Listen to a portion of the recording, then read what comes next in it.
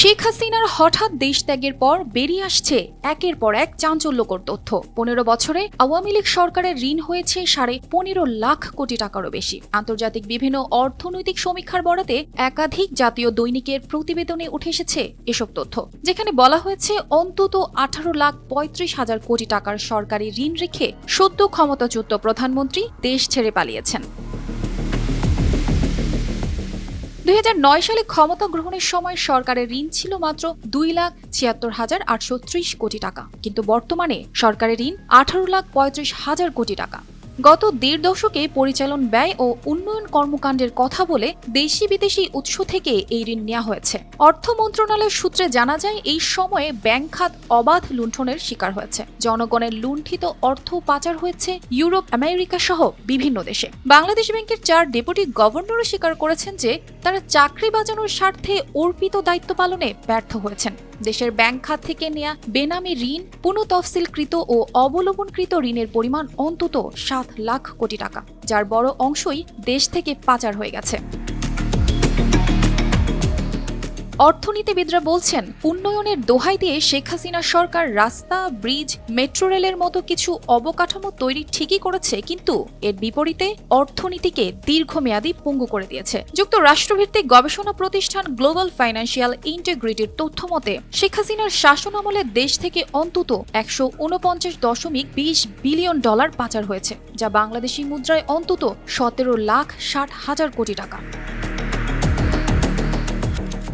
Sunbit সব দিবে সামাল। সানবিট ম্যাজিক প্রেস ডিশওয়াশিং এর মাথা ঘোরানো সলিউশন।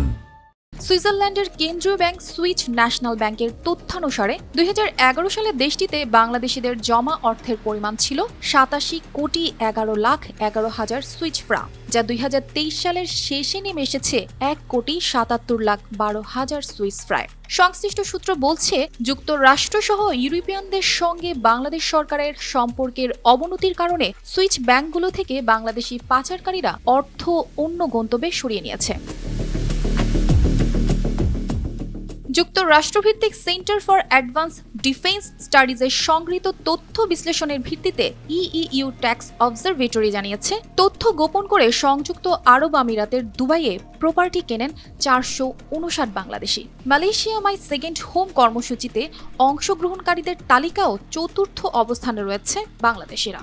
এখন পর্যন্ত 3,604 জন বাংলাদেশি মালয়েশিয়ার সেকেন্ড হোম গড়েছেন বলে জানিয়েছেন দেশটির শিল্প ও সংস্কৃতি মন্ত্রী টিয়ং কিং সিং। বেসরকারি গবেষণা প্রতিষ্ঠান সিপিডি নির্বাহী পরিচালক ডক্টর ফাহমিদা খাতুন বলেছেন, গত 1.5 দশকে দেশের কি পরিমাণ আর্থিক ক্ষতি ও পাচার হয়েছে তার কোনো পরিসংখ্যানই ঠিক নেই। আগে বলা হতো অর্থনীতি খাদের কিনারায়, কিন্তু এখন অর্থনীতি পড়ে গেছে পুরোপুরি খাদের মধ্যে। 2009 থেকে 2013 সাল পর্যন্ত সরকারের ঋণ বৃদ্ধির হার মোটামুটি স্থিতিশীল ছিল, তবে এরপর থেকে দেশের ব্যাংক খাতে বেসিক ব্যাংক লুণ্ঠন, হলমার্ক, বিসমিল্লাহ কেলেঙ্কারির মতো বেশ কিছু বড় লুণ্ঠনের ঘটনা ঘটে।